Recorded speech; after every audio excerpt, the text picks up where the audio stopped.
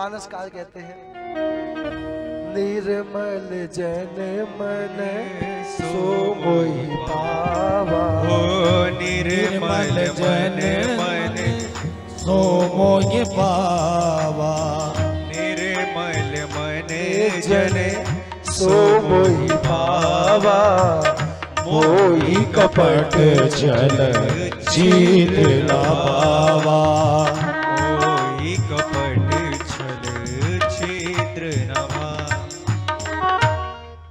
भगवान मन पावन से मिलते हैं। भगवान ना तो पैसे से मिलते हैं, ना तो भूखे रहने से मिलते हैं, भगवान तो केवल प्रेम से मिलते हैं।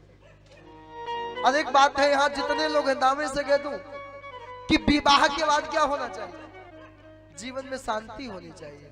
मानसकार कहते हैं, राम जी की जीवन में विवाह से क्या हुआ, जब ते राम ब्याही घर आए, जब तेरा ब्याही घर आए, सकल लोक सुख संपत्ति छाए, नित्य नव मंगल मोद बधाए, भुवन चारी दश भूधर भारी, भुवन चारी दश भूधर भारी, सुकृत मेष बरसई सुख, सिद्धि सिद्धि संपत्ति नदी सुहाई, रिद्धि सिद्धि संपत्ति नदी सुहाई, उमगी अवधि अम्बुधि गौआई, उमगी अवधि अम्बुधि गौआई। एक बार देखिए, राम जी विवाह करके आए, घर में बड़ी शांति, आए दिन कोई ना कोई उत्सव, कोई ना कोई, और हम सब विवाह के बाद आए दिन कुछ ना कुछ धमाधम चालू है। मैं हमेशा कहता हूँ कि पति पत्नी दोनों बैठे हुए थे, पति ने धीरे से एक थप्पड़ मारा, पत्नी गुस्सा हुई, क्यों मारा, कहा तुझसे मैं बहुत प्रेम करता हूँ। पत्नी ने कहा अच्छा। पत्नी ने दोनों हाथ से धमाधम लगाई, पति ने पूछा तूने क्यों मारा, मैं आपसे ज्यादा प्रेम करती हूँ। कई लोग कहते हैं मारने से यदि प्रेम बढ़ता, तो आप विचार करें रामायण में कभी सीता जी ने राम जी को ऊंची आवाज में कहा। रावण, जबकि माता, एक बात और है, माताओं की आदत होती बीच में बोलने की, पति कुछ कहेंगे बोल देंगे, लेकिन रावण को बार बार मंदोदरी बार बार नीचा दिखाती थी। एक आदमी कौन ऐसा होगा कि जिसकी पत्नी दूसरे की बड़ाई करे, एक नीति है, वो आदमी सहन कर लेगा, लेकिन रावण के सामने बार बार मंदोदरी कहती थी। लेकिन रावण कभी अपनी पत्नी को हाथ नहीं उठाया। मुझे रामायण में देखिए, आजकल तो हम लोगों ने धन कमाया, सब कुछ कमाया, लेकिन संस्कार और मर्यादा दोनों लुप्त हो गए। विवाह के बाद माया क्या है, दो शब्दों में जाने। अच्छा, जब तक विवाह नहीं होता कोई दिक्कत, विवाह के बाद माया। अच्छा, जब विवाह नहीं होता हमारे कितने पांव होते हैं, दो, विवाह के बाद 4 पांव। अच्छा, विवाह के बाद 4 पांव किसके होते हैं, बकरी के। बकरी एक साथ कई बच्चे देती है।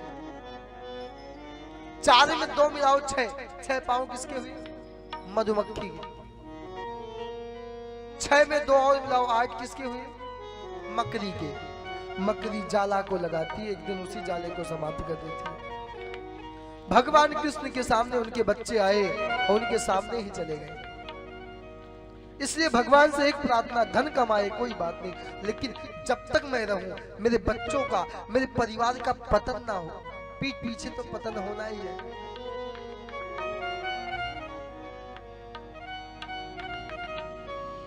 अयोध्या में बड़ा आनंद आया है, इतना आनंद अयोध्या में कि कोई बता नहीं सकता।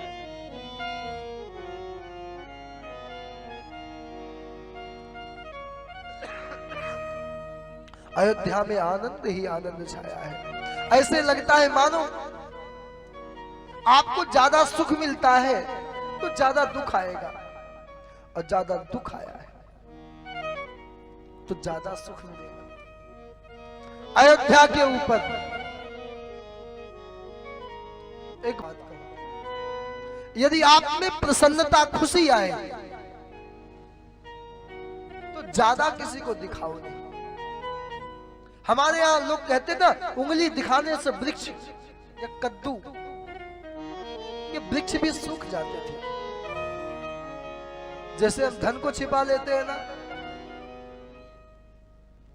वैसे ही आप भी योग्यता से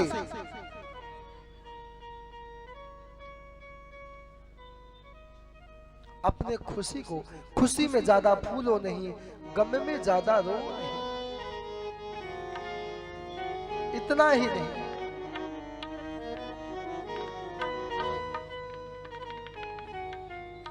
हमारे जीवन में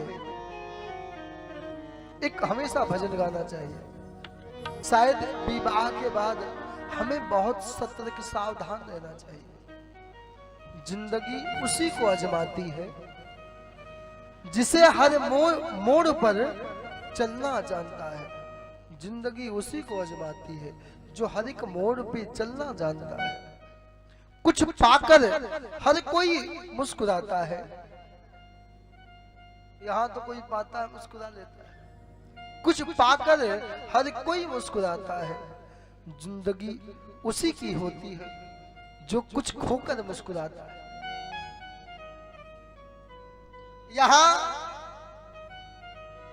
जब सब कुछ खो जाए फिर मुस्कुराए, उसे जीवन कहते हैं। कहते तूफान में ताश के घर नहीं बनते, रोने से बिगड़ा हुआ मुकद्दर नहीं बनता। दुनिया जीतने के लिए एक हौसला को रखो कि हर एक हार के बाद कोई फकीर नहीं बनता, हर जीत के बाद कोई सिकंदर नहीं बनता। जिंदगी आजमाती है। एक समय ऐसा हुआ, अयोध्या में बड़ा सुख था, लेकिन अयोध्या की दशा बदलने वाली थी। अब लोग कहने लगे हैं कि सबके उरे अभिलाष असे कहीं महेश मनाए, नृप आप अछत जुबराज पर राम दे। राम जी को राजा बनाया जाए, सभी ने कहा है। राम जी को राजा, राम जी को।